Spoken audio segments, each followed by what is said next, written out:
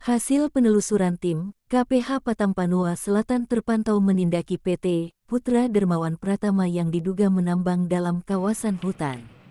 Senin tanggal 8 Juli tahun 2024, pihak KPH Patampanua Selatan memasang tanda larangan di lokasi yang diduga kuat lokasi tempat aktivitas tambang ilegal milik PT Putra Dermawan Pratama yang berada dalam kawasan hutan.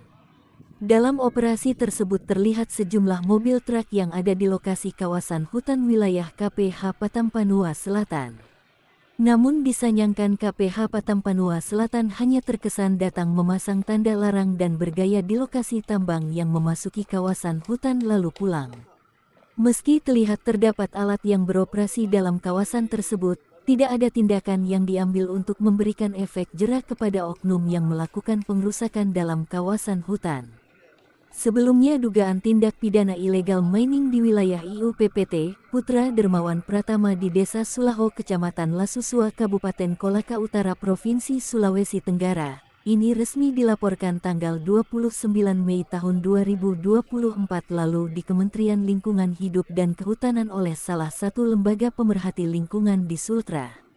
Di tempat terpisah, aktivis pegiat lingkungan Indonesian Forest Watch saat dikonfirmasi media Kojam.id Selasa tanggal 9 Juli tahun 2024 mengemukakan bahwa sebaiknya RKABPT Putra Dermawan Pratama itu dibekukan sampai persoalan areal bukaan keterlanjuran tanpa PPKH dianggap clear dari Direktorat Jenderal Penegakan Hukum Kehutanan dan Lingkungan Hidup RI, katanya.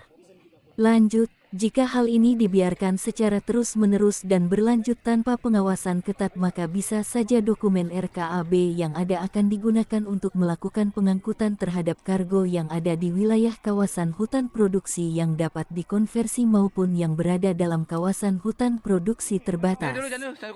Jika hal ini terjadi, PT Putra Dermawan Pratama bukan saja menyalahi penggunaan kawasan tapi juga dapat menyebabkan timbulnya kerugian negara dalam hal PNBP yang nilainya bisa mencapai miliaran rupiah, terangnya.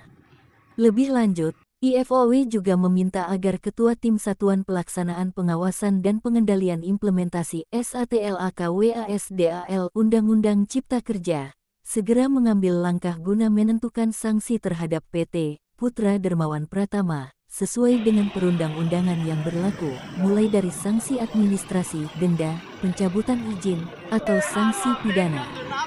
Dan sebagaimana kita ketahui, sanksi pencabutan ataupun pidana tidak akan menghilangkan kewajiban perusahaan bila mana terbukti dan meyakinkan atas pelanggaran dalam penggunaan kawasan hutan secara ilegal.